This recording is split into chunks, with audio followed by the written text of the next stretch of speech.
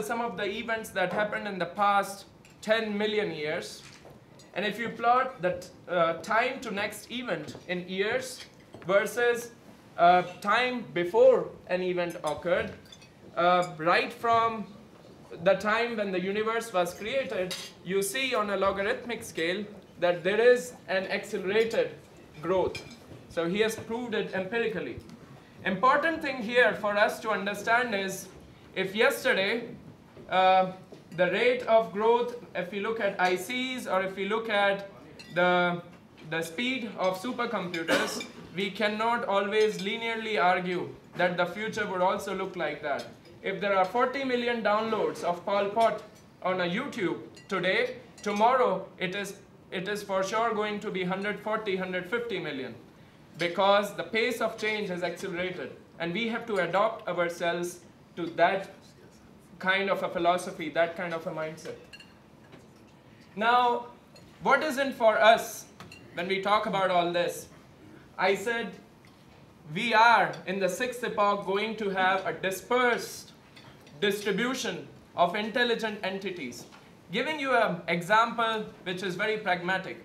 If you look at some of the largest software firms in the world, they are all having R&D centers in India, China, Palo Alto, US, Germany, and so on. If you look at German companies, innovation is not happening in German. There is a word Elfenbeinturm, an ivory tower. Innovation is more and more democratized.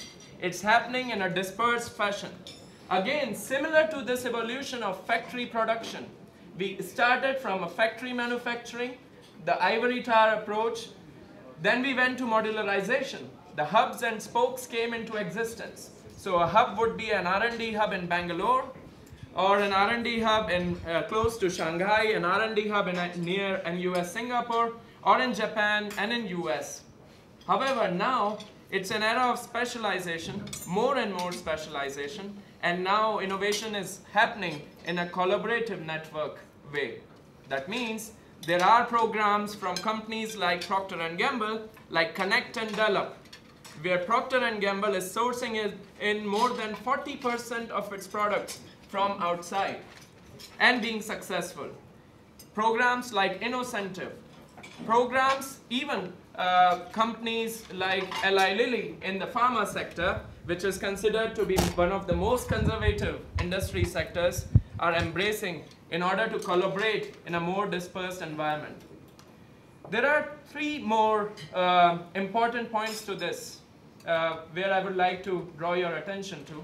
The first point is, in these times, we need to look at, apart from collaborative networks, also on technology brokering. Now, what do I mean by technology brokering? 10 years ago, when I was working with the technology business incubator at IIT Bombay, there was a company called Mobiance. And this company was working with an Indian telecom provider, Airtel. The idea was to develop an application with which they can identify the position of a person based on the cell towers in the town. So so they were quite forerunners in this kind of an application. And 5 years ago they started a cooperation. So 5 years was time to develop. They took and they started working with Airtel. However, in India this technology didn't really fly, and this company died. When I was last year hearing to Steve Jobs, when he came out with his 5 wonderful innovations in San Francisco, one of the things he talked about in his new iPhone was a navigation technology which was based on the same idea, which he sourced in from a Silicon Valley startup. Summarizing, or in short, bottom line, you have to look at technologies in these emerging markets as well and source in these technologies for your innovation program. We have to take a technology brokering position as well. Many American companies have been very good at doing that, Cisco, Microsoft, and so on. However, we in Europe have to give a larger push to it.